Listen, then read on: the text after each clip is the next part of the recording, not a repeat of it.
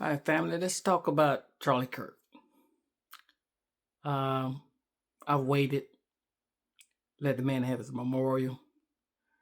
And I know there's been a lot of people made some videos since his assassination, since his murder.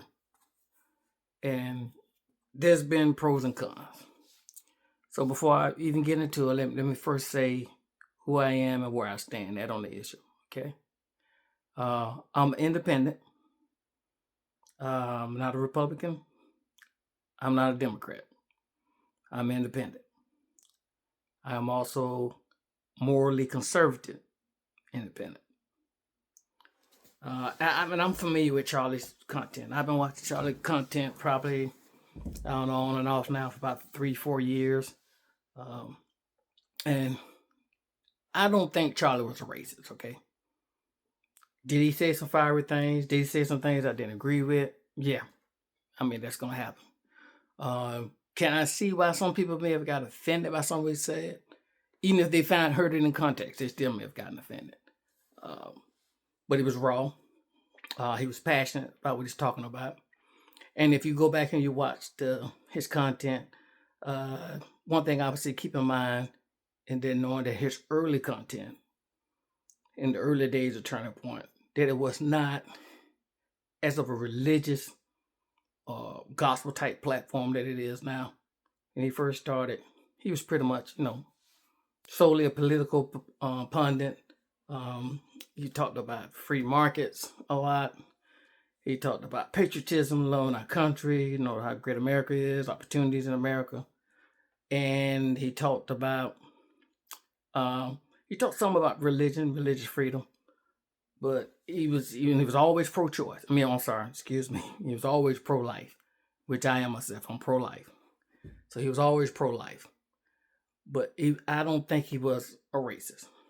And I can tell you, if you watch his content over time, especially in the last 3 or 4 years, he's gotten more and more sincere, more and more passionate, and more and more bold about his faith, about his salvation, about his reliance on Jesus Christ and his personal relationship with Jesus Christ as he was growing as a Christian. So I don't think it was racist. Now, you have folks that are going to come out, and no matter what I say, no matter what anybody say, they're going to call Charlie racist. And why would they do that? Because he called out some things in our community, in the black community, that, first of all, some things he said that we just don't think is appropriate coming from someone that's not black. Some of the things he said, because they were more personally directed at an individual. So the people he directed at, and I give you an example. A lot of people are saying that he spoke and called black women stupid. That is not what he did.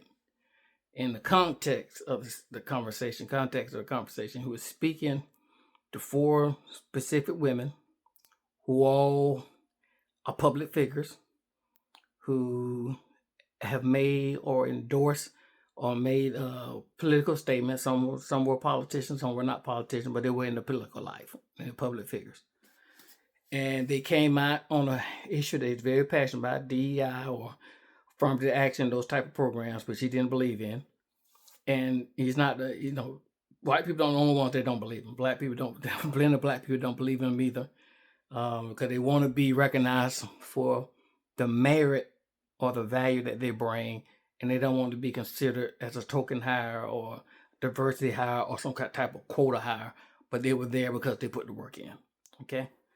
And so the ladies he's speaking to, referring to the Supreme Court Justice, the politician Jackson, the First Lady, former First Lady Michelle Obama, and there's one other person I can't remember now.